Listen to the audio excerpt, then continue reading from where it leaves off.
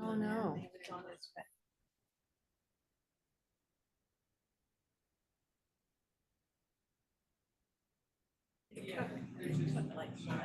Finally been injected both sides. I tried that. And I didn't do it. It took a long, it took weeks. Finally, it worked. Good morning. Clock says it's 9 o'clock. Here comes board member 2. Good morning. I would like to call this regularly scheduled monthly meeting of the San Diego Regional Water Quality Control Board to order. If anyone wishes to speak on a topic that's not on our agenda, Excuse me, Chair, can I'll call the roll? okay, I was just going to read that warning first. Ms. Blair, Here. Ms. Cantu, Here. Dr. Olson, Here. Ms. Tu. Here. Chair Strawn. Here. Back to the top.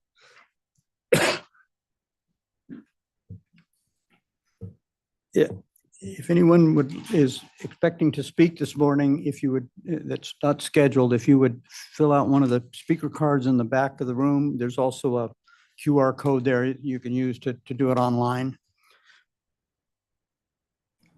And there's different colored cards, whether you're speaking in favor of or against or neutrally on any of the topics. We have a quorum.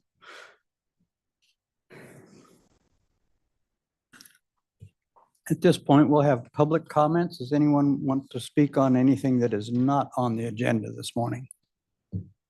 Anybody online? No? Okay.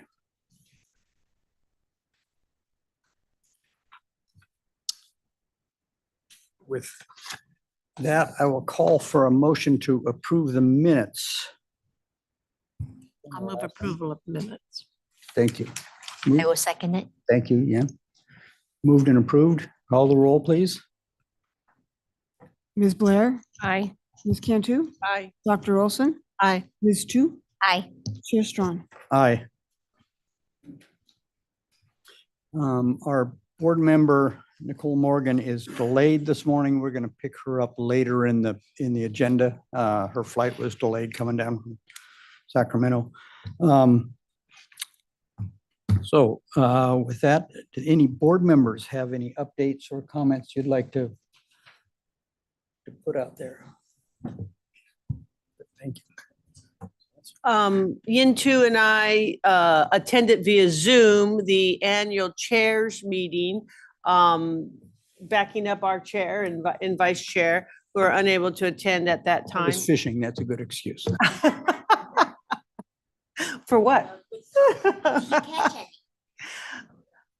And so it was a well-organized meeting. The state board brought all the regional boards up to date in terms of what was happening in their coordination with EPA, which has been since the shutdown an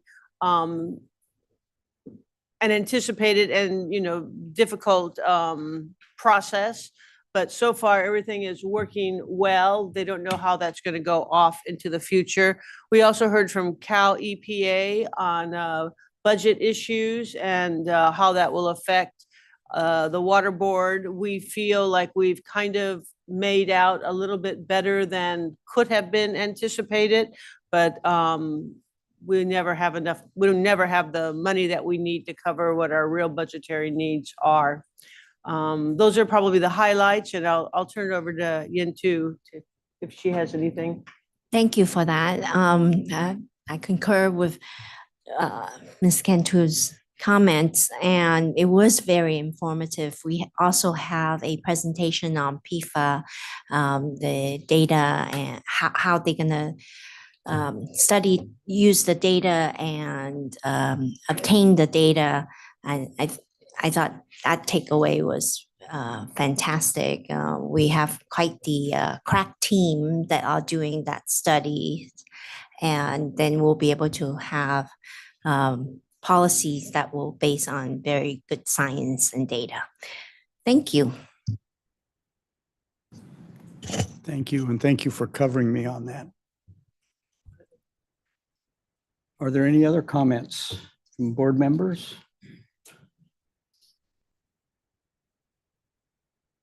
Mr. Gibson, can you update us on border issues and then your executive officer's report? Thank you, Chair Strong. Good morning. Good morning, members of the board. I'll ask first if there are any questions regarding the executive officer's report this month. Very comprehensive and thorough as always. Thank you. Then a couple of things for the report to add. First of all, I'd like to ask the board to join me in congratulating and welcoming our water resource control engineer, Riley Nolan, who has changed jobs in our organization and will now be the border pollution person on the source protection unit. He's taking the position there that Melissa Corona left vacant. We're very happy to have him on that team. As you recall, he wrote the advanced restoration plans for bacterial indicators and trash with Melissa. And so he's an excellent addition to our permitting team for IBWC and just in time.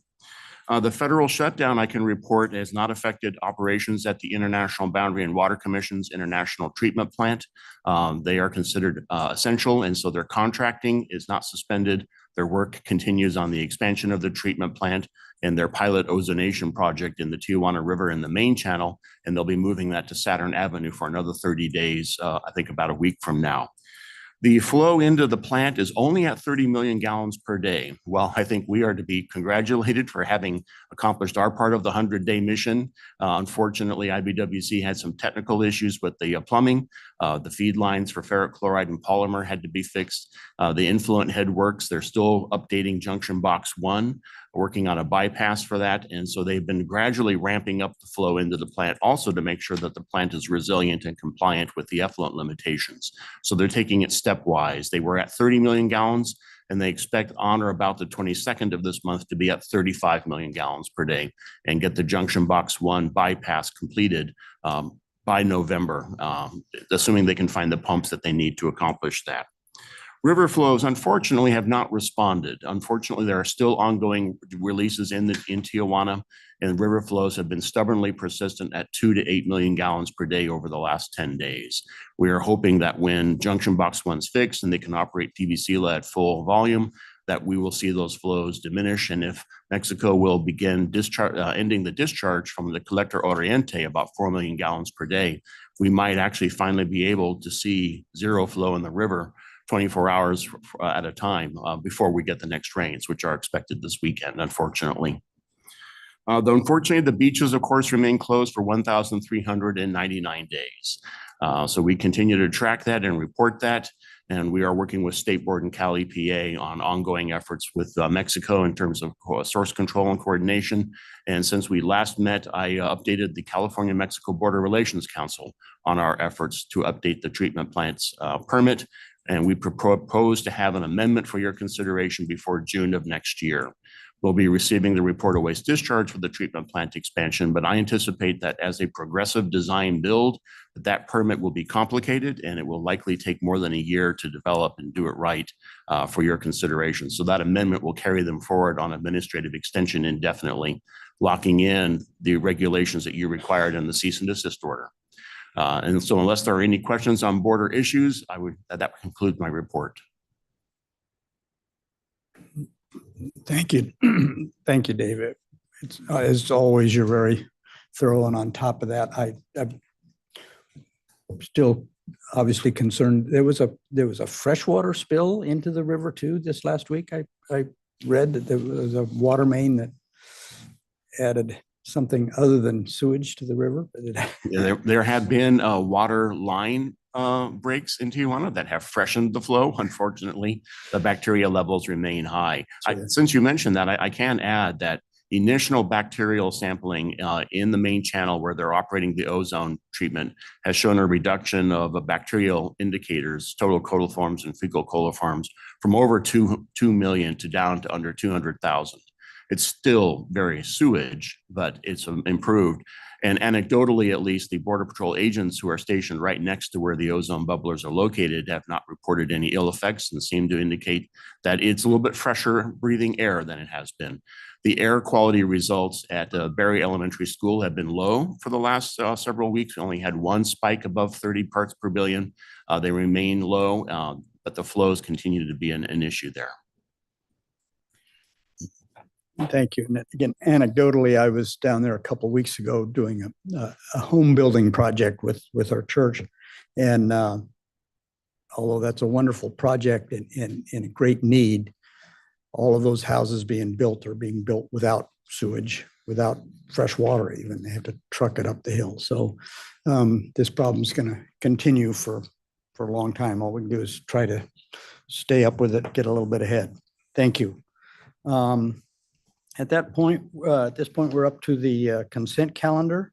Unless there's a request from the board or the public to comment or for an item to be removed from the consent calendar, I would like to call for motion and a second to approve the consent calendar, and the clerk will take the roll. Move to approve the consent calendar. I will second it. Thank you. Moved and seconded. Call the roll, please. Ms. Blair, Aye. Ms. Cantu, Aye. Dr. Olson. Aye. Ms. Chu, Aye. Chair Strong. Aye. Motion carries. Thank you. Okay, we're up to item 4.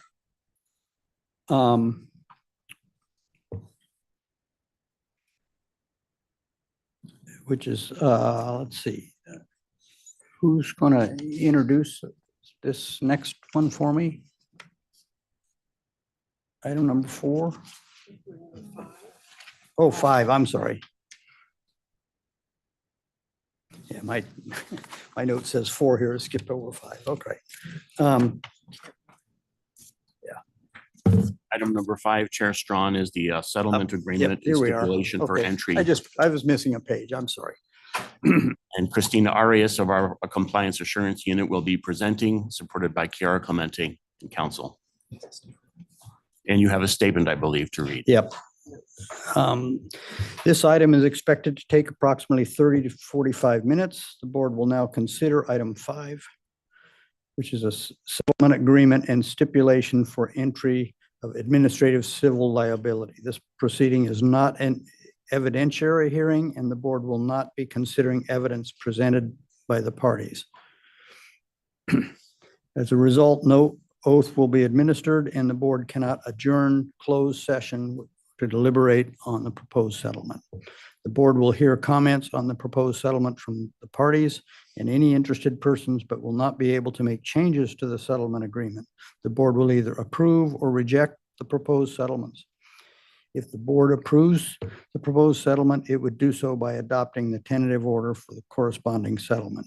If the board rejects the proposed settlement, the board would direct the parties to consider their ability to come back at a later date with a different settlement addressing the board's stated concerns. Otherwise, if no settlement is approved, the ACL complaint may proceed to an evidentiary hearing at a future meeting. For this proceeding, the staff functions are separated into an advisory team and a prosecution team. The regional board's advisory team excludes our executive officer and our attorneys. Prosecution team will identify its members during its presentation. We will start with prosecution team. Christina Arias, please. Hi, good morning. Can you hear me okay? Yes. Good morning, Chair and members of the board. My name is Christina Arias, and I am a water resource control engineer in the Compliance Assurance Unit. On behalf of the prosecution team and the Moulton Niguel Water District, I would like to introduce item 5 this morning, which is consideration of a settlement agreement to impose an administrative civil liability, or ACL, to the Moulton Niguel Water District. This settlement agreement was developed in response to a 464,700 gallon sewage spill from the Moulton Niguel Water District's sanitary sewer system to the Aliso Creek watershed in January of 2025. And from here on out, I'll refer to the Moulton Niguel Water District as the district. The spill occurred at the Laguna Niguel Regional Park in the northernmost area of the San Diego Water Board's jurisdiction in the San Juan Hydrologic Unit. The spill location is indicated by the red star. The sewage traveled down Aliso Creek for approximately 4 miles, this portion of which is located within the Aliso and Wood Canyons Wilderness Park, with several miles of trails used for hiking and mountain biking.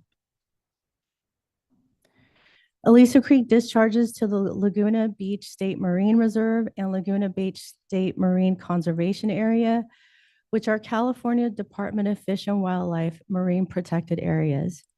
Together, these areas protect almost 10 square miles of rocky and sandy habitats, including shallow kelp-filled reefs, which are home to wildlife such as leopard sharks, Garibaldi, the California halibut, and marine mammals. Let's zoom in on the spill location.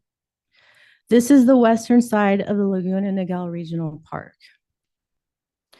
Sulphur Creek runs through the middle of the park, flows west, and enters a box culvert underneath Aliso Parkway. From there, it converges with Aliso Creek. Let's see, there we go. This is Sulphur Creek, and it converges with Aliso Creek right around here.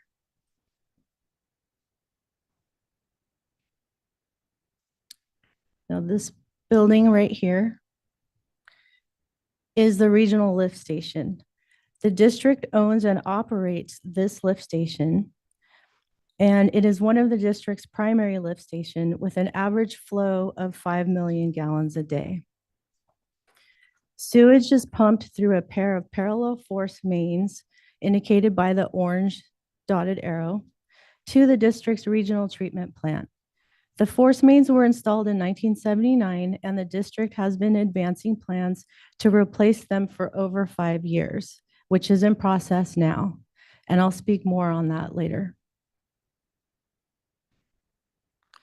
On the morning of January 10th, 2025, a force main ruptured right around here.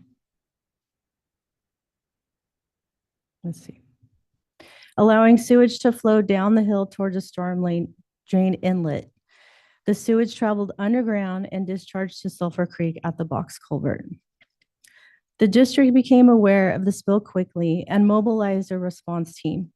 They set up a berm around the storm drain and used several Vector trucks to remove the sewage and return it to the sewer system.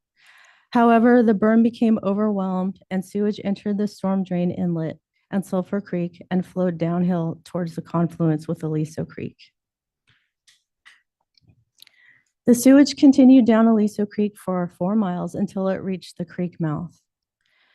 The district set up a portable pump at an Aliso Creek road crossing about 1.5 miles downstream of the spill entry point on the afternoon of January 10th.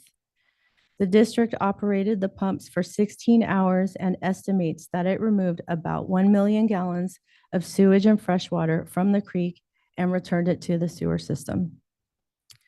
The district suspected that some sewage may have reached the bottom of the watershed because they measured high bacteria counts at the creek mouth, which was naturally burned.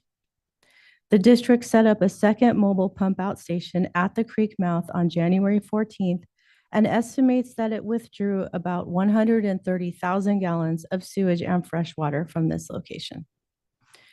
The district conducted water quality sampling for indicator bacteria, ammonia, and other constituents at 9 locations along Aliso and Sulphur Creeks following the spill. The Orange County Healthcare Agency, a partner in spill response, tested for bacteria at 3 locations in the surf zone for 8 days following the spill.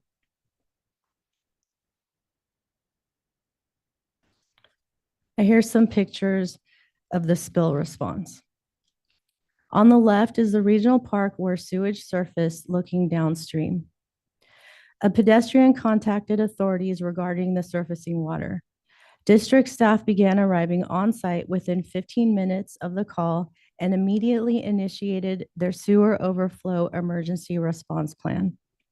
The photo on the right shows how the sewage pooled up at the low spot in the park. The district created a berm around the storm drain inlet indicated by the arrow and used 6 Vector trucks to remove about 125,000 gallons of sewage from this location and return it to the sewer system. They also contacted emergency contractors and their mutual aid partners for assistance. The district was able to isolate the broken force main and complete an emergency repair within 4 hours of discovery. As I mentioned, the district sought to capture and contain as much sewage from the environment as possible. On the left is a photo from the pump out location on the afternoon of January 10th along the Aliso Creek Road crossing. The district used a floating screened pump intake to minimize impacts to the creek habitat. The photo on the right shows the mouth of Aliso Creek, which is naturally bermed. Here, the city of Laguna Beach assisted with reinforcing the sand berm with a bulldozer on January 11th. The intent was to prevent the sewage from reaching the beach. The district also set up a pump out station at this location. However, despite these efforts, on January 15th, the reinforced sand berm at the mouth of Aliso Creek, indicated by the yellow arrow, broke from tidal activity. The Orange County Healthcare Agency measured high bacteria counts and levels consistent with raw sewage on January 13th and closed the beach from January 14th through the 18th for about 1 mile at Aliso Beach and the surrounding Laguna Beach area. The Orange County Healthcare Agency opened the beach on January 19th after 2 consecutive measurements indicated that the water was safe for contact recreation. The district conducted a biological resource assessment on Aliso Creek on January 11th, the day after the spill. They took photos and observations at multiple locations along the reach from the regional park to Aliso Beach. They did not observe signs of stress on the ecosystem, such as discolored water, sewage-related trash, or dead or injured wildlife or fish. The district concluded that minimal to no impacts to the riparian habitat occurred because of the spill. Sulphur Creek and Aliso Creek support several beneficial uses.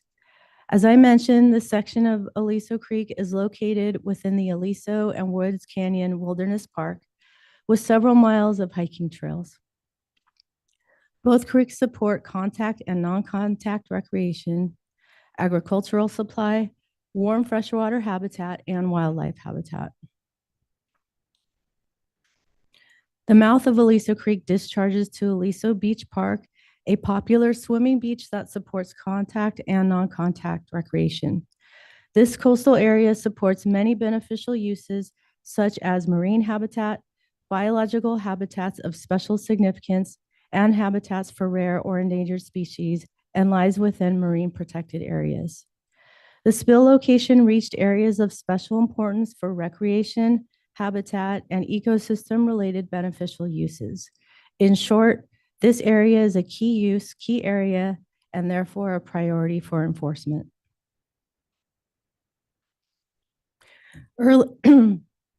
Earlier, I talked about the district's plans to replace the force main that transports sewage from the regional lift station to the regional treatment plant. This is a visual from the district literature showing the plan. The white line is the existing force main in use. The orange line is the proposed footprint for the replacement force mains. On the east side of the orange line, running north-south, is La Paz Road. The replacement project was approved and funded in 2017 and was designed and ready to bid to contractors in 2021. However, a major problem arose when the city of Laguna Niguel experienced some ground movement on La Paz Road and alerted the district that there was earth movement occurring and a potential landslide in the area where the future force main would be installed. On the right is a photo of La Paz Road that I took when I was in the area in August. This area of the road is closed to traffic for safety reasons, and the earth movement was clearly evident from cracks in the asphalt and concrete and the crooked fence. Upon learning of the potential landslide, the district pivoted from replacing the force main to initiating an emergency slope stabilization project that required extensive geotechnical studies and permitting. The district fast-tracked this project and was able to stabilize the slope at an unanticipated cost of almost $6 million. This slope stabilization project was completed in March of 2025, at which point construction on the force main replacement project began. In August, my colleagues in the Compliance Assurance Unit, Kiara Clemente and Kate Buckley, and I conducted an inspection to see the district's progress on the force main replacement project. The project is fully underway and is expected to be completed in the spring of 2027. The district also gave us a tour of the regional lift station and its recent improvements. We also saw that the district has best management practices, or BMPs, in place to prevent or mitigate another force main failure while the new one is being constructed. For example, the district limits the use of heavy construction equipment over the existing force main and has mobile pumping units close by. We can see from the photo on the right that the district has also staged a temporary manifold at the lift station that, when used with a hose, can send sewage from the pumps to a nearby gravity line and bypass the existing force mains if necessary. The prosecution team invited the district to engage in confidential settlement discussions in May of 2025. After 2 meetings, the prosecution team proposed and the district accepted a penalty of $553,000. We believe the penalty is fair and appropriate. Using the penalty calculation methodology of the enforcement policy and the factors therein, we believe the scoring reflects the impacts that nearly 465,000 gallons of sewage had on the Aliso Creek watershed. At the same time, the penalty recognizes the district's efforts taken to remove the sewage from the environment right after the spill, the precautions in place now while the new force mains are under construction, and the district's intention to replace the force mains years ago. The district chose not to propose a supplemental environmental project or SEP for this ACL. We posted the tentative order for a 30-day public review and comment period in August and received no comments. We believe the proposed settlement accomplishes our enforcement objectives, and the prosecution team and the district recommend that you adopt the tentative order. I'm available for questions. Yes, Ms. Hsu. Thank you for that presentation. Help me understand something. When the force main erupt, of course, nobody can anticipate that. But is there any program or anything that have sensors to allow the district to know something like a eruption happened to their lines? Well, I have the district here available to help me answer that question. All right, thank you.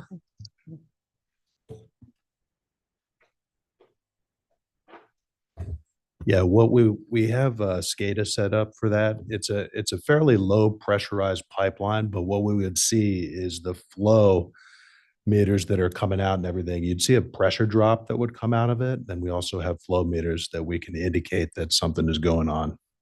So we're able to get out there, as was indicated in about 15 minutes. Yeah. My name is Rod Woods. I'm the district's deputy general manager. Even for 15 minutes, we're able to get out there. There was still that much spillage. Yeah, How big is the pipe? There's 2 parallel lines right now. One of the pipelines is 24 inches. The other one is a 20-inch line. What is going in and being replaced are 2 parallel 24-inch lines. And the reason that we needed to stabilize the slope before proceeding with the capital project is so we weren't putting the new force mains in jeopardy along the toe of that slope.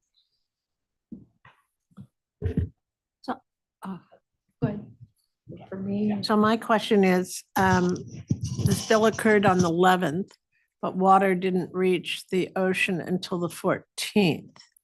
Is, 13 when they since. oh, I'm sorry, the Yeah. 13th? Yeah. Okay, until the 13th. So what, is that the normal time to go down, and for the amount, does that, so the spill happened on the 10th. yes? And they began testing for bacteria pretty immediately, but they started measuring high levels consistent with sewage on the 13th at the ocean. At the ocean. So it took 2 days to travel to the ocean. It And there may was no have- die-off? I mean, what, I'm sorry. Well, we do know that the district tried to remove as much sewage as possible from the environment, but we really don't know exactly how much they were able to remove. All right, so it's my understanding from reading the report that the city of Laguna Beach also helped, but they just helped with the berm. Did anyone else help you with Vector trucks? I believe that, yeah, the district has Vector trucks, but they did also ask for mutual aid at the site and maybe other locations too. I'm not sure. So how many Vector trucks were involved in taking care of the spill, which might, For which location? for the pipe failure location, which, Six. where did the Vector trucks, well, maybe I need to ask where the Vector trucks were located then. Yeah. Hi. Sarah Boyer, I'm the Regulatory Compliance Manager for Molten Miguel Water District. We did have mutual aid, so we had response from our own Vector trucks, which were stationed at our headquarters building, I want to say maybe a mile or two away, so fortunately very close. We had contractors on nearby that we pulled off another job. They were able to assist us. And we also had mutual aid from neighboring agencies. We had Santa Margarita, I believe El Toro as well, and I believe South Coast. So how many Vector trucks were involved totally? We had 6 total. 6 totally. Okay, so what does that mean about the size of the spill then? So we have spill that occurred, we have spill that reached the creek, and we have spill that reached the ocean.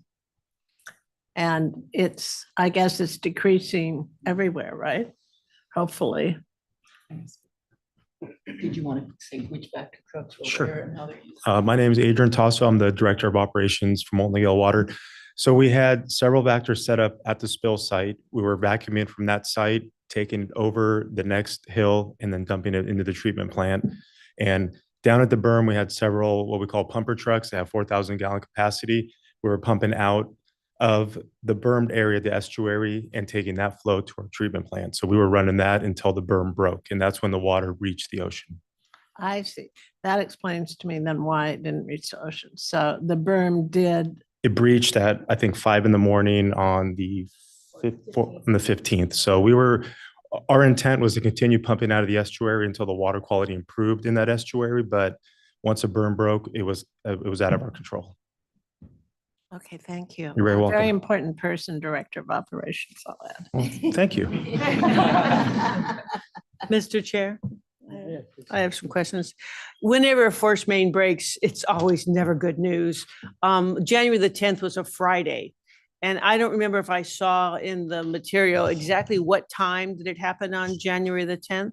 9:45 a.m. Oh, okay. So that's a little bit of a break. You had some good time there where people, and it sounds like you worked day and night, at least until the weekend. I mean, that was a weekend. And we've seen other spills that have come before us where they had a hard time actually working through the weekend. And so it sounds like you were a full force with your mutual aid and with the contractors. 6 Vector trucks is a significant amount of number of trucks to keep things going. Did they in fact work 24/7, or how did that happen? Were they able to work after the cover of darkness? Yes, the technical report was very thorough on that timeline, and they did work through the weekend. Yeah, once our emergency spill plan went into place, we were 24. We had someone staged at that creek crossing where we were pumping out of 24 hours. Sarah was following up with sampling that was going on through the weekend. And with our mutual aid and with our internal staff, we were running 24 hours, You were And- pumping 24 hours. pumping 24 hours. And then also once we were pumping out of the estuary, that was going on through the evening as well. So it wasn't like when business closed, we were out of there. It was Yeah. 24 hours. And once we were done, we worked with the county in the park to make sure that we cleaned up whatever mess was in there and mitigated everything. So there is some unwritten rule that particularly force mains, but most spills happen on Friday, Saturday, or Sunday.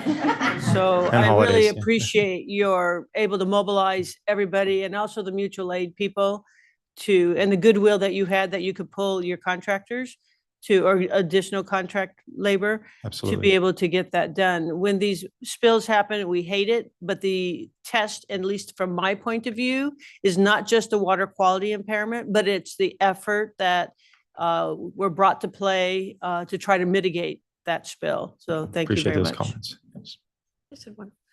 I just had one other question. So did you monitor for water quality factors along the creek as it went down? And what were your nitrogen levels or ammonia and? Yes, we did monitor. We monitored upstream of the break location before Aliso Creek merges with Sulphur Creek. Downstream, we monitored within Sulphur Creek as well, several locations downstream at the berm, and then worked with Orange County to monitor in the surf zone. So Aliso Creek has quite a variety of water quality variation, I'll say, depending on what location. So the nitrogen levels did vary quite a bit, but we were able to see a return to background level. And we conducted that monitoring for about a week daily. So you don't know what your maximum level was, or you? I would have to look at the Stated here? technical report. It is Well, all in the next time. technical report. Hopefully there won't be next time, but if there is, you'll bring those numbers for us. Absolutely. I'm kind of a detail nut, so ignore Noted. that.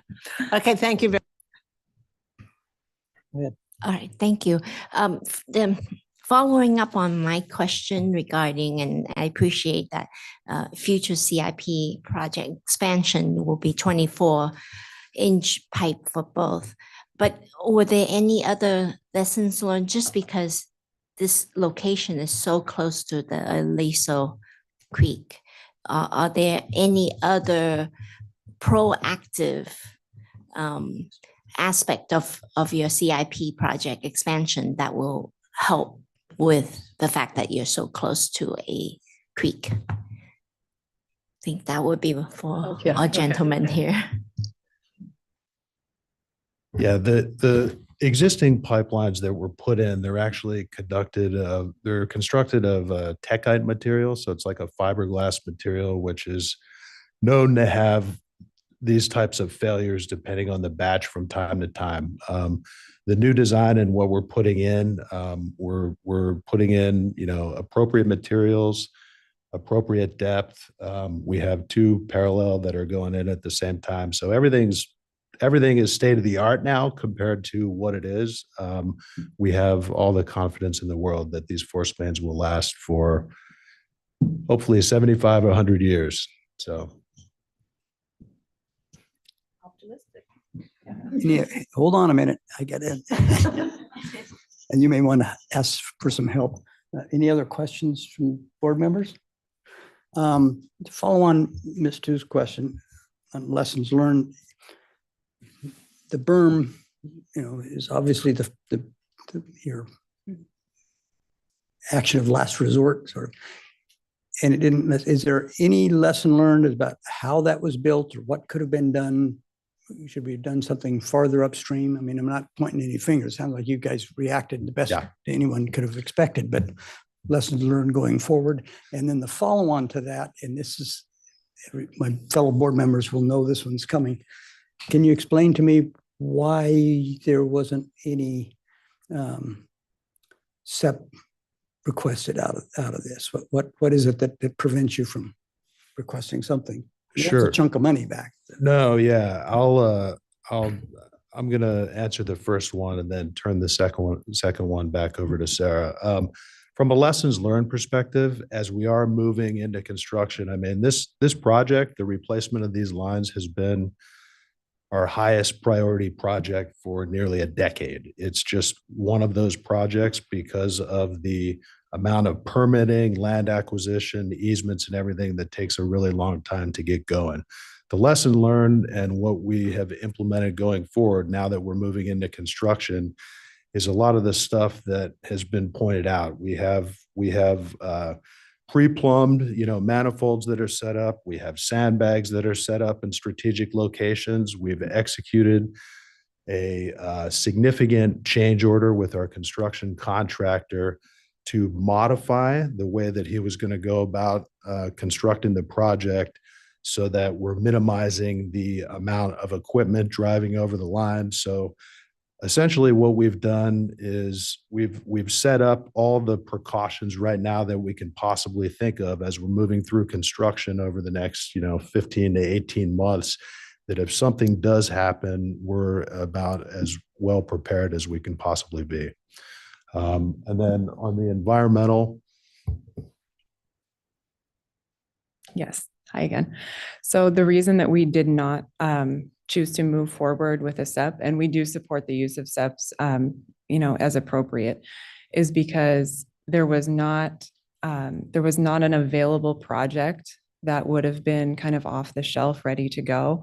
And the Aliso Creek is very important. There's a lot of people interested in it. So we would really want to make sure that the SEP that had moved forward with was beneficial to all parties. So because there was nothing off the shelf and ready to go, we were just very interested in being able to move along the settlement process without the delay of a SEP and the commitment of the monitoring and reporting and negotiation of those projects.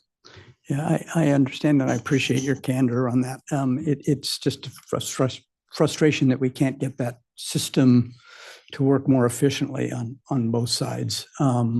Because it's, once that money goes to Sacramento, it's, the giant black hole. We get some back. Yeah, sure. So it's just a frustration, and I understand, this is not unique. Everyone seems to have difficulty making that work, and I just wish we could make it. I mean, it's a good idea. We just can't seem to make it function easily enough and timely enough to get it done. So I appreciate that. Thank you.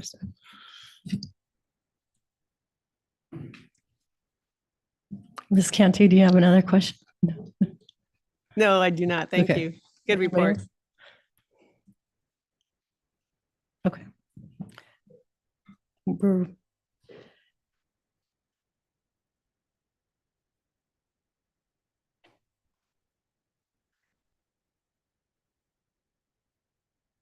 So there's two separate items here. We're going to vote on each one separately.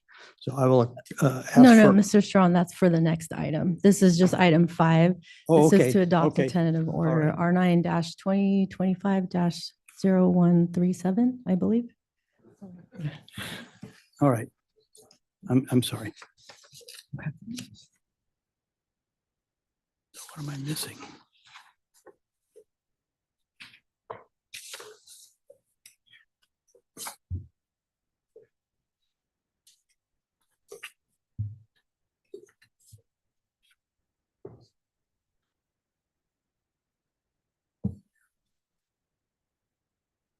So, Chair Strawn, Yeah. as you're looking for the notes on the annotated agenda at the top of page 4, should you check to see if there are any comments online or in the room on the item? anybody online? No. Anyone else in the room? No speakers online or in the room on the item. Right. Thank you. Right. So at that point, there's still a little confusion here. What confused me is it said each item will be voted separately for. That's would a board member like to move for a motion either to approve or reject the settlement? Remembering we can't modify it, either take it or as is. I would like to move to accept the settlement, please. I'll Thank you. second that. Moved and seconded. Would you call for the vote, please? Ms. Blair, Yes. Ms. Cantu, Aye. Dr. Olson, Aye. Ms. Chu, Aye. Chair Strong. Aye. Motion carries. It was this thing, it says voted separately. It's not on this. It's fine. Okay.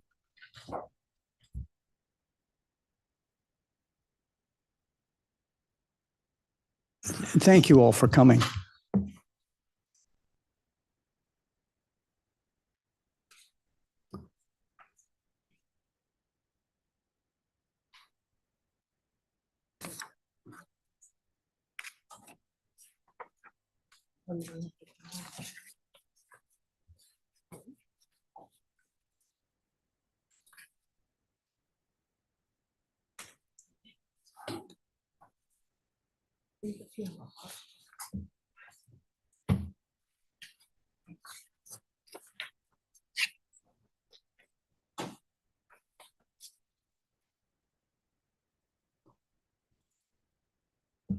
Please.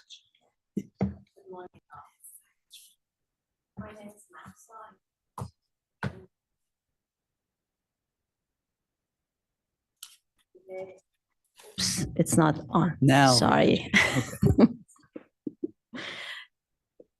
Hello, everyone. My name is Mahsa. I'm a water resource control engineer in Water Sustainability and Protection Unit. Today, I will be presenting agenda item number 6, tentative resolution number R9 2025-0054, approval of a mitigated negative declaration for Daimler Brothers, Pine Hill, Egg Ranch, and Pullet Farm. This presentation also covers agenda item number 7, tentative order number R9 2025-0012, waste discharge requirement for Daimler Brothers, Pine Hill, Egg Ranch, and Pullet Farm. Although these are two separate items, I will present them together because much of the content overlaps. The mitigated negative declaration directly supports the WDR. And at the end of the presentation, you will have an opportunity to ask questions regarding both items. This slide outlines the key elements of today's presentation. I will begin with an overview of the facilities, followed by a discussion of the types of waste generated, then the regulatory background, public comments, and I will conclude with recommendations. Pine Hill Egg Ranch is located on Highway 78, and this is the Pine Hill location. And the Pullet Farm is on Old Julian Highway. It's right here. And both facilities are located in Ramona within San Diego County.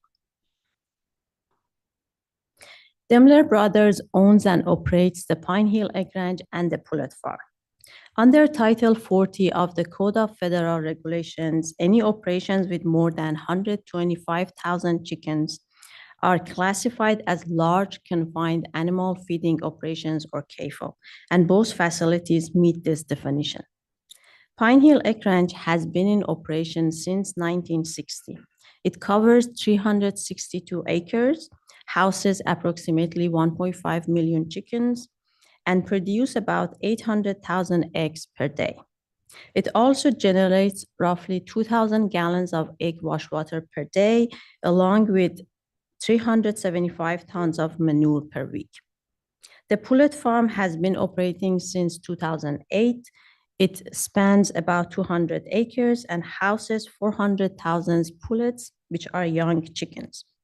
While it does not generate any wastewater, it produces approximately 50 tons of manure per week. Both facilities are located in Santa Maria Valley Hydrologic Area, which is designated for the beneficial use shown on the slide. The water quality objective for groundwater in this area are listed in the table displayed here. Hatfield Creek and Santa Teresa Valley Creek are the two surface water bodies located near the facilities. Groundwater wells in this area are actively used for municipal and domestic supply, with four municipal wells located approximately half a mile up gradient of the Pine Hill Egg Ranch, and none at the Pullet Farm. As expected, these facilities produce different types of waste. The common waste generated at both sites is animal waste, which includes manure, soil bedding, urine, broken eggs, feather, and leathers. Pine Hill Egg Ranch also produce egg wash water and chicken carcasses, while the primary waste from the Pullet Farm is pullet mortality. Pullets are young chickens that do not survive. This slide outlines the regulatory background for the Pine Hill Egg Ranch. From 1960 to 2009, the facility operated with on-site wastewater treatment system for domestic waste. Multiple replacement of the leach fields were made. However, the fields experienced repeated failures. According to the discharger, the failures may have been caused by the characteristic of the egg wash wastewater, which included elevated biological oxygen demand BOD and total suspended solid or TSS levels. On January of 2020, the Water Board inspected the facility in response to a neighbor complaint. Staff observed elevated nitrate levels and a failed leach field. Prior sampling from April 2019 indicated high concentration of BOD, TSS, and TKN in egg wash wastewater. Then on March 2020, based on the findings, staff concluded that the egg wash discharge could impact waters of the state. The discharger was notified that waste discharge requirement, or WDR, were required under Water Code 13260 and was directed to submit a report of waste discharge or route. On February of 2022, the discharger was formally directed to submit a route for discharges to land by March 2022. The letter also noted potential penalties. The discharger enrolled the Pine Hill in Industrial General Permit, or IGP, on February 7 of 2022. On June of the same year, route was submitted, but the staff determined that the submittal was late and deemed it incomplete. Couple months later, on October 2022, a notice of violation, or NOV, was issued for violating Basin Plan Prohibition Number 10 and Water Code 13260, which prohibit discharging egg wash wastewater to a conventional septic tank or subsurface disposal system. The route remained incomplete and deficiencies were formally documented. On December of 2022, a revised route was submitted. A staff review indicated that key information was still missing. In early of 2023, a staff inspection observed excessive foaming and discoloration in online depression associated with egg wash discharge, following toward stormwater basins. The staff also documented an unauthorized discharge of composting wastewater to Santa Teresa Valley Creek between January 14 and 16 due to an open valve. Then on March of 2023, staff collected samples from Santa Teresa Valley Creek. Results showed elevated ammonia, total nitrogen, phosphorus, and bacteria. 2 NOVs were issued citing nuisance conditions, inadequate pest management practices, missing nutrient management, and WDR on May 22 of 2023. And eventually, the San Diego Water Board adopted a cease and desist order, or CDO, on November 8 of 2023. As a result of the CDO, the discharger enrolled the Pullet Farm in Industrial General Permit on March of 2024 and submitted the route for development of site-specific waste discharge requirements, or WDR. They also developed initial NMPs in May of 2024. Once the WDR is adopted and implemented, the CDO requirements will be satisfied. To follow up on the CDO and preparation for the WDR, we inspected both facilities in September 2025. So route was submitted as CDO action item, which led to the development of a waste discharge requirement where outlines specific requirements for discharges to evaporation ponds and the overall management of animal waste and mortalities. These requirements are grouped into 4 key areas: egg wash water and evaporation ponds, animal waste management, mortality management, and lastly, monitoring and reporting requirements. This component is divided into 3 categories: egg wash water monitoring, groundwater monitoring, and routine inspections. Now moving into first key component, egg wash water and evaporation ponds. The primary source of wastewater at the facility is egg wash process water. Any egg wash water not sent to the ponds hauled offsite to a permitted facility. As shown in the chart, the on-site treatment system is designed to send egg wash water first to the wet well, which is fitted with filter to help reducing BOD. The facility processes approximately 2,000 gallons per day of egg wash water. A recycling loop is in place, which helps reducing the total volume of wastewater by 25% before it enters the treatment system. From the wet well, wastewater can either pump to the 4 storage tanks or directly to the line evaporation ponds. The treatment system is estimated to receive about 1,240 gallons per day. The evaporation ponds must be able to contain all egg wash process water without overflow or overtopping. And the total of line above ground ponds is 34, with a total capacity of 220,000 gallons. Following slide will provide some pictures of the egg wash water system.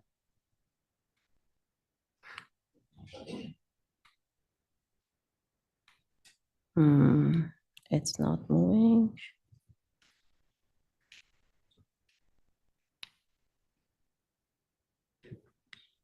Oh, there you go.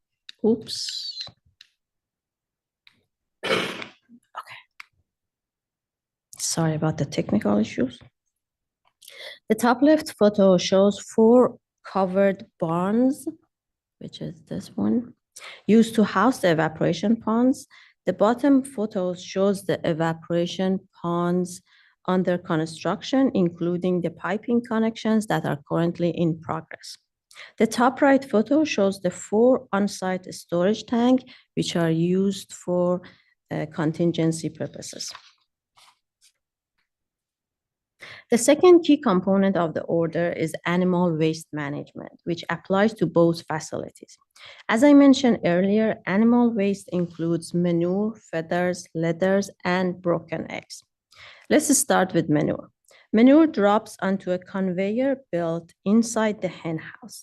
The belt carries it up a ramp as shown in the top right photo.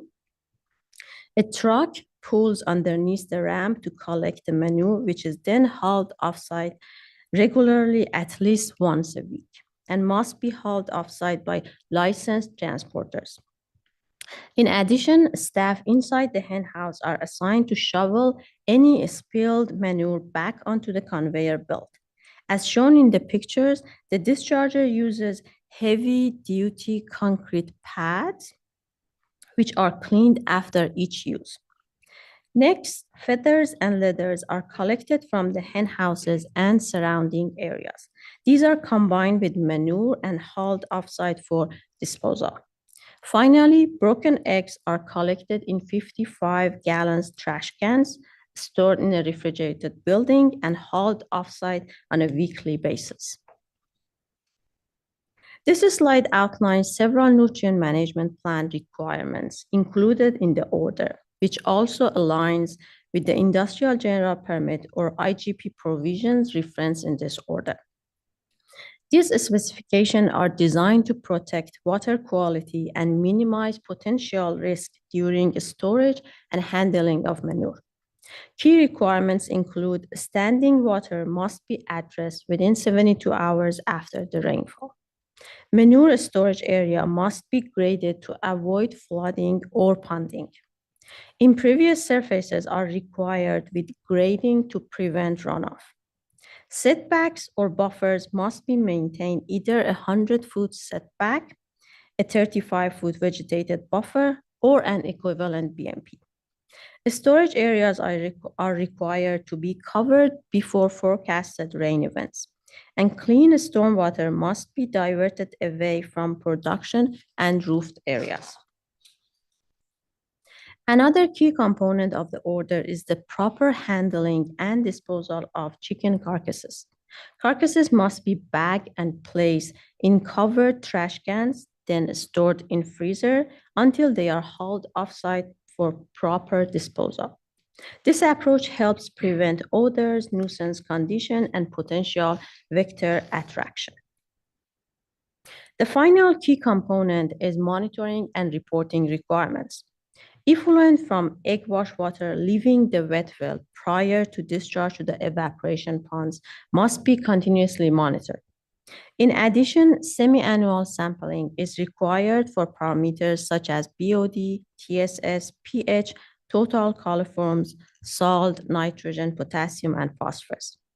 Groundwater monitoring is also required to assess the impact of past and ongoing discharges from Pine Hill Egg Ranch on groundwater quality and beneficial uses.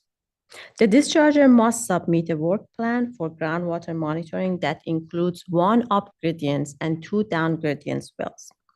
A groundwater monitoring program must be developed for Pine Hill Egg Ranch and is not required at the Pullet Farm, as no egg washing operation occur at that site. Semi-annual groundwater field parameters include depth to groundwater, groundwater elevation, and flow direction, and other parameters such as TDS, nitrogen species, and major ions. Lastly, the tentative order outlines inspection requirements to ensure ongoing compliance. As previously summarized, the tentative order includes routine inspection requirements such as monthly inspection of all above-ground pipes and pumps associated with the wastewater management system, monthly pond inspections to observe and document any vector activity, apply vector control measures as needed, and inspect freeboard and liner integrity for sign of leaks, damage, or degradation. Weekly inspections of manure management areas, regular inspections of all manure storage and handling areas, and using aerators, routine removal of residual solids, or other proper method to control odor.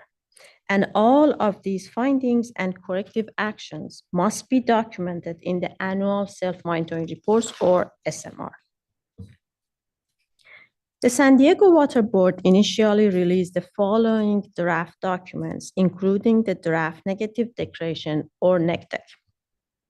In accordance with the California Environmental Quality Act, or CEQA, the San Diego Water Board serves as the lead agency responsible for evaluating environmental impact and preparing the appropriate environmental documentation for this project. So we prepared the draft NECDEC to evaluate the environmental impacts associated with adopting the waste discharge requirements and the action required for compliance. That analysis concluded that the project would have no significant impact on the environment.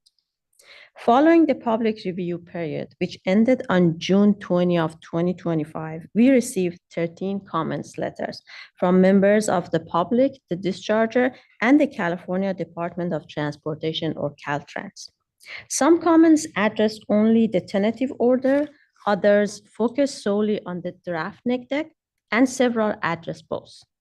After reviewing these comments and re-evaluating the project and the tentative order, we made necessary revisions and updated the document to mitigate NECDEC. The revised document clearly outlines how the requirements of the order, along with the best management practices specified in the nutrient management plans, serve as mitigation measures. These requirements were discussed earlier in this presentation. The updated initial study continues to conclude that the project will have no significant environmental impact. In response to the comments, we prepared written responses to all comments and recirculated the revised documents for an additional 30-day public and state agency review period. I will briefly go over 5 major public comments we received and our responses. Please note that all public comments and responses are fully documented in the response to comments report, which is available with the meeting material. Comment number 1 focused on both the mitigated negative and the tentative order. The commenter requested that we reclassify the air quality impact from less than significant to significant based on their experience with odors downhill from the ranch. They also requested that the order include mandatory odor control measures, such as aerators, sealed covers, or odor neutralizing system, and also requested that we conduct a wind dispersion study to evaluate exposure risk to surrounding neighbors. In response to this comment, we revised the initial study to conclude that the project would result in a less than significant impact with mitigation incorporated. As the original version did not fully reflect the potential impacts and the draft order needed additional clarification on management measures, we also modified the mitigated negative to clearly identify how the BMPs required by the order mitigate air quality and other impacts, including following: collecting and disposing of animal waste at least once per week, storing chicken carcasses in freezer prior to off-site disposal, conducting routine inspections of manure storage and handling areas, and managing evaporation ponds to prevent nuisance conditions by removing debris and vegetation. Regarding odor control technologies, staff agreed with the recommendation and revised Section 3D5 of the tentative order to require the use of aerators, diffuser, or other appropriate methods to minimize anaerobic conditions in the ponds. As for the request to conduct a wind dispersion study, staff did not adopt that recommendation. Our jurisdiction is limited to water quality and nuisance conditions. We do not regulate air permitting or conduct air quality modeling studies. When we issue WDR, our jurisdiction and authority is limited to water quality. But under obligations of CEQA, we consulted with San Diego County Air Pollution Control District. And as the responsible agency, they confirmed that these facilities fall under an agriculture exemption and will not be regulated for air quality. The second comment, which focused on the tentative order, requested additional air quality measure, specifically dust suppression requirements, installation of air quality monitors along the downhill property boundary, and a mandatory vegetative windbreak or odor buffer to trap airborne contaminants. Staff did not include these measures in the order because air emissions fall outside the San Diego Water Board's jurisdiction, and when we issue WDR, our authority is limited to water quality. That said, dust and debris are already addressed through existing water quality BMPs required in the order and the nutrient management plans, which are including covered and enclosed manure handling and transport system, conveyor belts located inside enclosed hen houses, transfer chutes that minimize dust as manure is loaded into truck, suspending manure loading during high wind events or using misting to reduce dust, regular housekeeping and maintenance of manure handling areas. Therefore, no changes were made to the tentative order in response to this comment. The next public comment raised concern about surface water discharges not being identified in the CEQA checklist. The commenter also requested ongoing surface monitoring and groundwater testing. Staff acknowledged that there were past unauthorized discharges to Santa Teresa Creek. However, in response to recent complaints, staff concluded in its investigations and found no evidence of ongoing discharges. Staff will continue to investigate future complaints, and any unauthorized discharges remain subject to enforcement. The order explicitly prohibits all discharges to surface waters, and compliance is verified through self-monitoring reports, on-site inspections, groundwater monitoring program, and additionally, the discharger has already implemented corrective actions, including terminating on-site egg wash water discharges, ceasing composting operations, implementing BMPs to prevent runoff. And the order's monitoring program requires sampling of both egg wash process water and groundwater wells to protect potential releases. Therefore, no changes were made to the tentative order in response to this comment. Number 4 comment highlighted that the order places too much reliance on self-reporting and requested that we incorporate third-party audits. Staff acknowledged that the tentative order does rely on self-monitoring. This is consistent with how the San Diego Water Board regulates similar facilities, allowing for efficient use of staff resources and streamlining compliance oversight. However, self-monitoring is not the only mechanism in place. Staff will review annual self-monitoring reports submitted through GeoTracker, conduct periodic inspections, respond to compliance, and follow up with enforcement when needed. And the self-monitoring reports must include any reported violations, egg wash water and groundwater sampling results, and inspection summaries. So while we rely on self-reporting, the Water Board independently verify compliance through both document review and field inspections. Therefore, no changes were made to the order in response to this comment. And the last main public comments focused on the need for a simpler and more accessible process for submitting community complaints. In response to this concern, we note that members of the public can already file complaints through the statewide Cal EPA online environmental complaint portal. This system automatically routes each complaint to the appropriate agency, state or local agency based on location and the type of issue reported. Additionally, the public may contact the San Diego Water Board directly by phone, mail, or email. Staff investigate complaints through site inspections and interviews to verify compliance with laws and regulations. We make every effort to respond in a timely manner and in accordance with the Water Board's enforcement policy. Because an established and functional process already exists, no changes were made to the tentative order. The discharger also submitted couple comments. Most of these were minor and focused on clarifying provisions in the tentative order, such as discharge prohibition, discharge specification, and manure management requirements.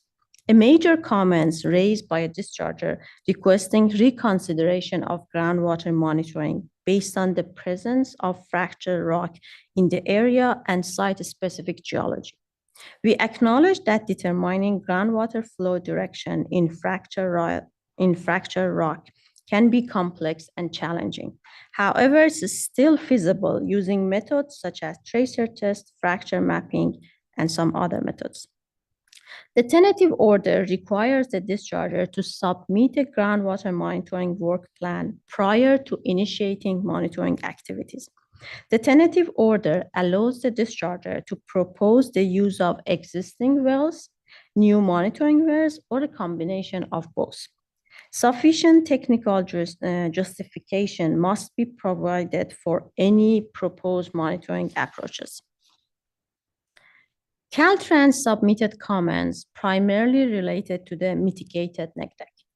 Their input fell into 4 general categories, requesting that the discharger upgrade the existing driveway to meet current Caltrans standard, submit a traffic management plan, obtain appropriate encroachment permits, and prevent any impact to Caltrans right-of-way. While the San Diego Water Board does not have jurisdiction over traffic or transportation-related impacts, we fulfilled our CEQA obligation and added a provision to the tentative order requiring the discharger to obtain all necessary permits for construction, operation, and maintenance of the facilities, and to comply with all applicable local, state, and federal regulations.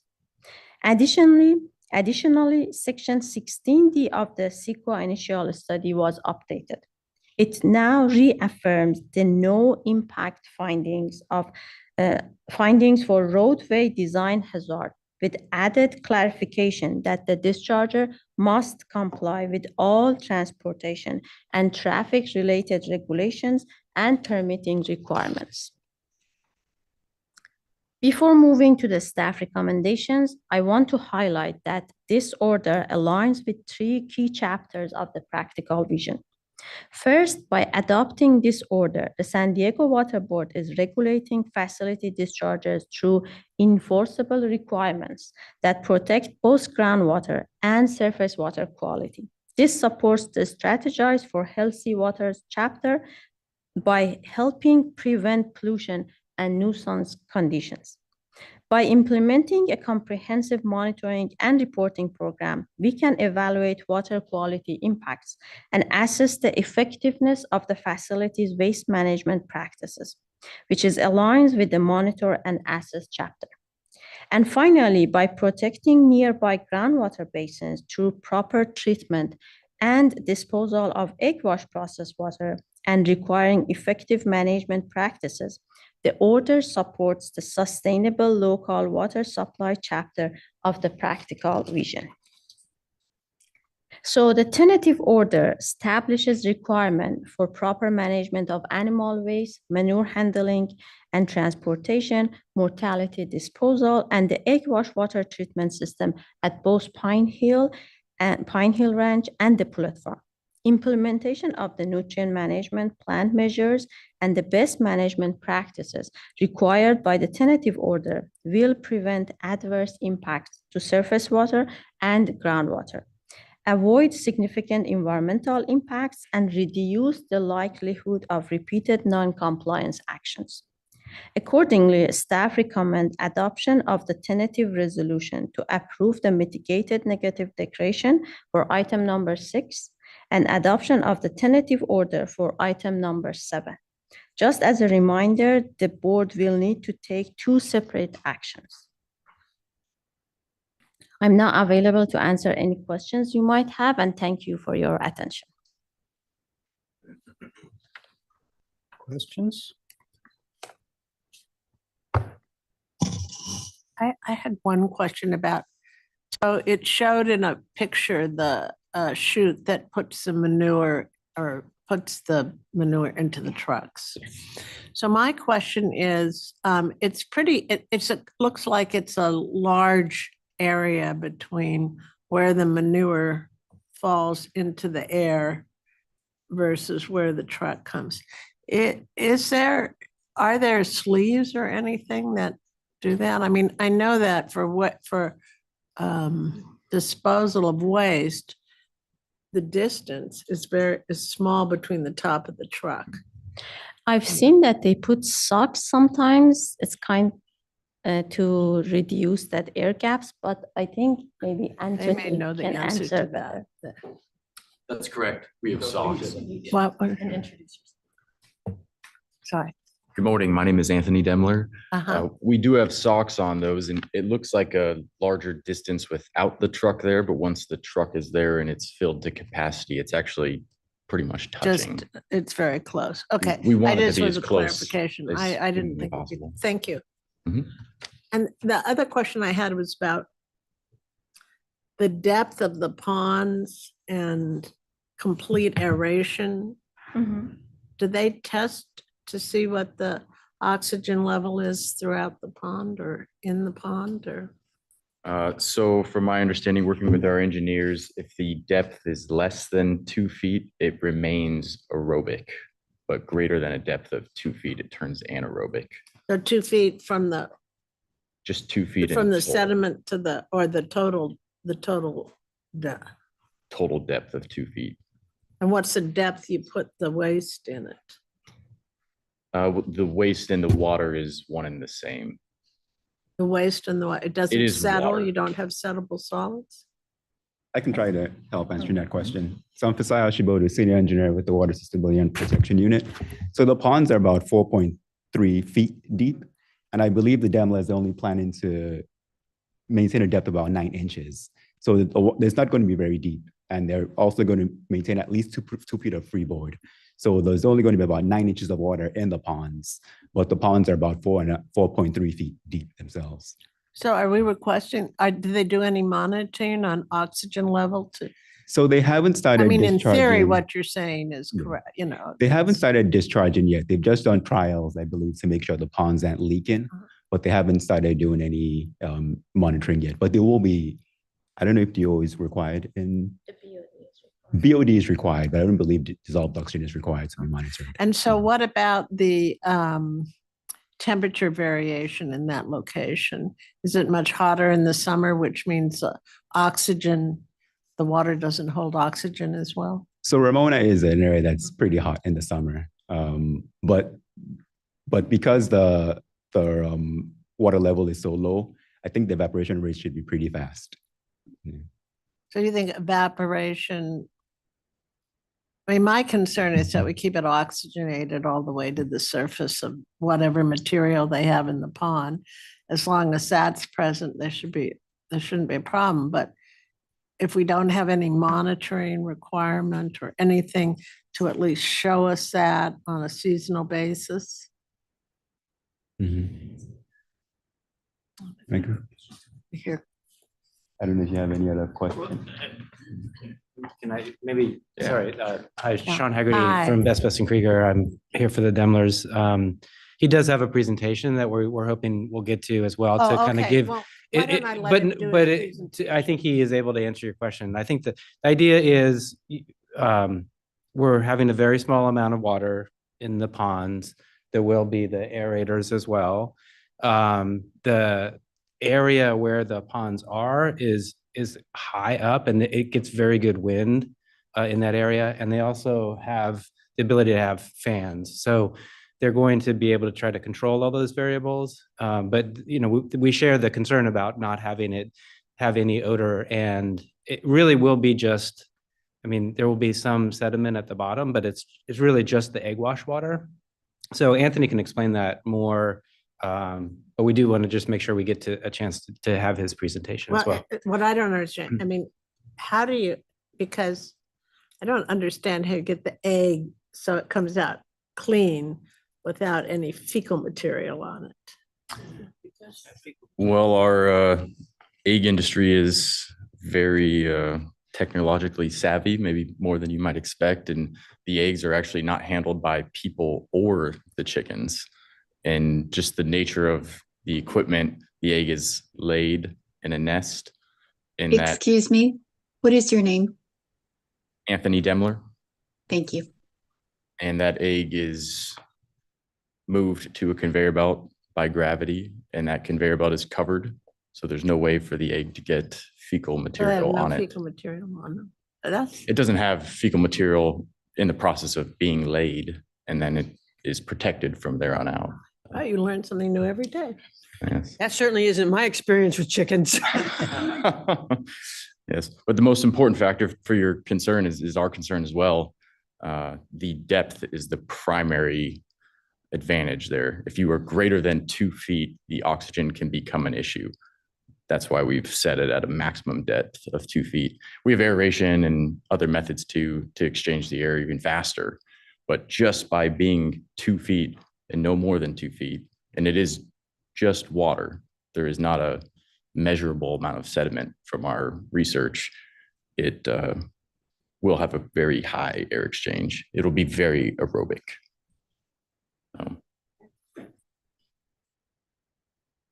if I'm next anyways. Yeah, so do we have other questions of our staff or shall we go ahead? Mr. Demler, did you want to make a presentation? Did I hear that correctly? Yes, sir, if that's appropriate. I think this is the right time. Perfect. Welcome. Great. I did have a PowerPoint as well.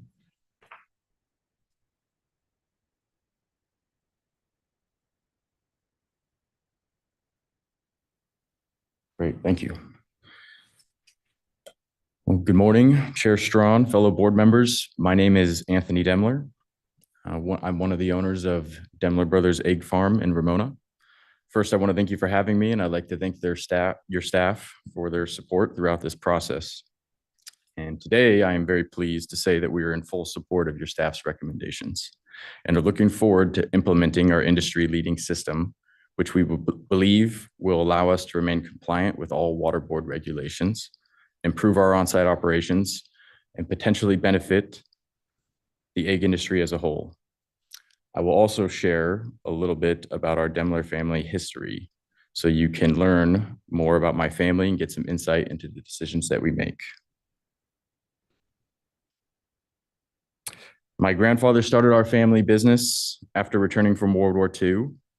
And the farm that I work at in Ramona, he purchased in 1974. It had an existing egg farm on it and was surrounded by several other poultry-related businesses at the time.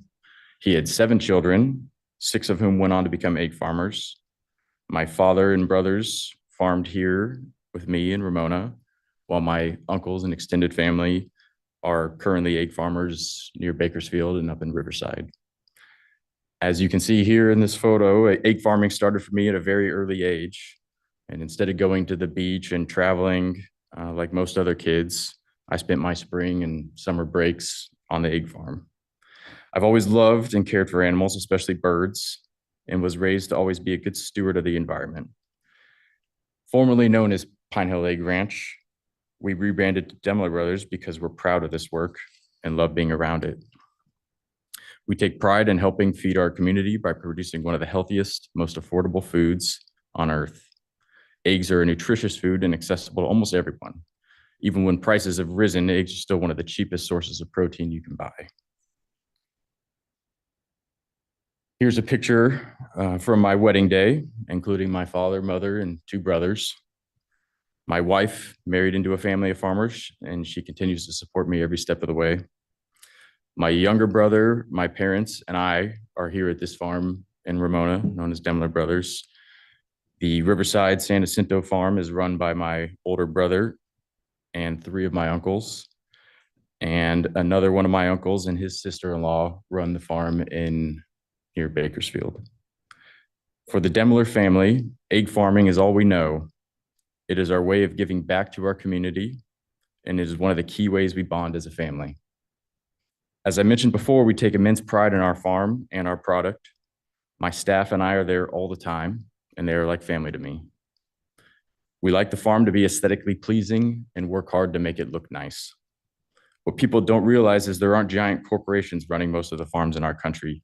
It's families like ours. We're the ones paying for the insurance, the feed, the water, everything it takes to keep the farm running. Now that you know how important eggs are to my family, I wanted to tell you how important they are to our region, our state, and our economy. Did you know that San Diego County has more small farms than any county in the US and is the number 10 egg-laying county in our country? California is the number 1 egg-consuming state in the United States, according to the California Egg Industry Association. But only about 40% of California's eggs are produced in-state. During the bird flu issues in the last year, Demler Brothers, our farm, produced about half of the state's eggs at one point in time. California egg prices are particularly high because of that highly pathogenic avian influenza outbreak or bird flu. If you go back 50 years, California had enough egg farms to feed its own people. That's no longer the case. California only produced about 2 billion eggs in 2024, which was a drop of about half they produced in years prior due to the bird flu. This is far short from the amount of eggs that's needed to feed all the Californians. In last December alone, we lost 15 million chickens to the bird flu. 40 million the month prior. Our country only has about 300 million chickens, which is what it needs to sustain itself. According to the USDA, the population of conventionally caged chickens has reduced by about 8% due to bird flu. One source said this virus is wholly historically unprecedented. The reason for the egg shortage is very clear. Birds are getting the flu and they have to be culled quickly. My farm has been relatively spared by the outbreak because out here in Ramona, we're more isolated than most farms. This lowers the chance of spreading the disease to us. In other parts of the country, farms are so close together that if one gets it, the chances of it spreading are extremely high. It's like living in a crowded city during COVID. One person gets sick, suddenly everybody's getting sick. Our isolation is what protects us.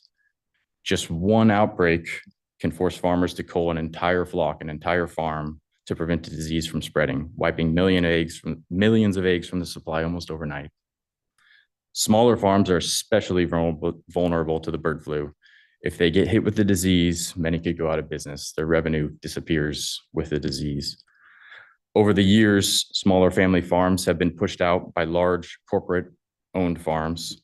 If this trend continues, the US will further increase imports from places like Mexico or China, where regulations and animal welfare standards are very different and there is significantly less oversight. The USDA Chief of Staff says that California has much stricter regulatory standards than other states due to our Proposition 12 that went into effect in 2022. As a matter of fact, in addition to state regulations, we are also regulated by the USDA and numerous other federal organizations. While regulation is essential for the food supply, it can be difficult for family farms to keep up.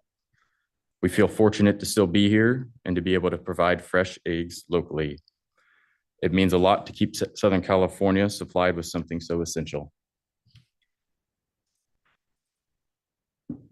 As I mentioned, from on-farm biosecurity to egg handling and labeling, the production and sale of eggs is one of the most highly regulated industries in the US, for good reason. This protects the public from foodborne illness, ensures animal welfare, mitigates environmental impacts, and maintains fair economic practices. In our efforts to remain fully compliant with all state and regional board regulations, we're developing a first of its kind egg wash evaporation system. We are proposing a water treatment process that is fully automatic and requires no large filtration, equipment, chemicals, or significant power usage. As the water moves through the system, it is naturally treated and then evaporated. This is a highly sustainable way to manage farm water responsibly. This equipment will be entirely indoors, inside existing and structures and not visible from the highway. We believe this system will not only improve our production process on our farm, but could also be applied to the entire egg farming industry. Lastly, I want to thank you again for your time today. Our farm means everything to us, as does the health and well-being of our chickens and our community. I hope we can secure your approval for our new egg wash discharge process so we can continue doing what we love, which is providing millions of eggs to millions of people. Thank you. Thank you. Any questions? Is your farm a organic certified? It is conventional. Conventional, not organic. Okay, thank you. Can you just clarify something? You said that the evaporation tanks are fully enclosed, but the previous gentleman had mentioned that they're located in a spot where there's a lot of crosswind and that would be beneficial. They're indoors, but they have inlets, is what I would call them, where air can come in and then exit. It comes in and exits naturally, but we can expedite the air exchange with fans. Okay, and then the natural treatment of the water that you mentioned on your last slide. Can you share more about that? Right, so that's going back to the 2-foot depth. So with a very shallow, small amount of water, the water will just naturally remain aerobic, which means it won't smell, won't have odors, and it'll just naturally evaporate faster in that state. So we can increase that by adding aeration, cycling the water. Like you'll see in a pond, they have a waterfall, or the water will be bubbling up. So you're adding oxygen into the water. And then air exchange is key. So that the air that is in this room can only hold so much water, humidity in the air. So you have to remove that air and bring in drier air to increase the evaporation. So that's why the building is inside, but we don't want it to be like a watertight, airtight box because it's key to get that wetter air out and cycle it in. Follow up on that. So the that's being built, it's not at this point functioning yet. So you don't have. The buildings have been there for a very long time. We're repurposing the buildings and the equipment, the tanks, the I liners, saw the in the protective picture. equipment is all also installed. If we had approval, this could be turned on within about a day. It's very close to complete right now. Any other questions from the board about the public or online?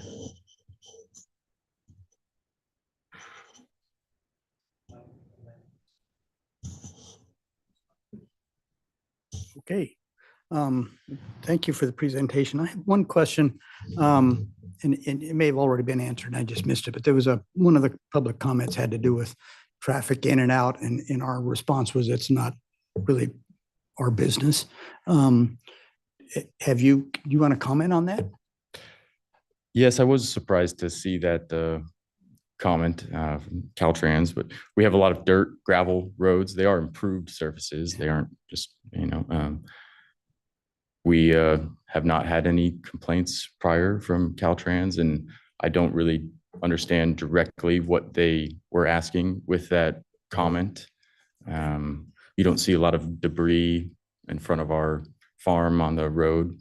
We have some people say we have a large operation, but there is not a ton of traffic, in my opinion. I So drive by there often, and there are some slow trucks going up there and turning in, but that's just, there's no way to windy prevent that. Yeah. Okay, so as was said before, these are two separate items that we'll vote on separately. They were presented together because one supports the other. And with that, I will entertain a motion to approve item 6, which is, get the number here. Tentative resolution R9 2025-0054. So moved. Second? I'll second it, but I had a question. Can we invite them back to tell us how everything's working in 6 months or so? How do we do we amend the motion to do that, or how do Yeah, we do they that? already volunteered to do that. To come back in 6 months and give us a. We agreed to do that. So we'll be happy to come back in 6 months, let you know how things are going, give you an update on the farm. So Especially if you're the first initiating this practice, it'll be very interesting for us to yeah, hear, we would have be, the knowledge to pass on. we would be pleased to do that. Okay, wonderful. Thank you so much. Then I second. Chris, will you call the roll, please? Ms. Blair, Aye. Ms. Cantu, Aye. Dr. Olson, Aye. Ms. Chu, Aye. Chair Strong. Aye. Motion carries. The same process for tentative order number R9 2025-0012, which is our item 7. I have a motion. Move to approve the motion. Thank you. Moved and seconded. Would you call the roll, please? Ms. Blair, Aye. Ms. Cantu, Aye. Dr. Olson, Aye. Ms. Chu, Aye. Chair Strong. Aye. Motion carries. Okay, with that, I think our public session is closed and we will adjourn to a closed session. When that's over, I will return to adjourn for the day. Thank you all. Chair Strong, we don't have closed session today, actually. Say again? We don't have closed session today. Oh, we don't? Okay, cool. Then we are adjourned for the day. That's how we Thank had you. a closed session. Yeah, I thought so. As of We yesterday. had a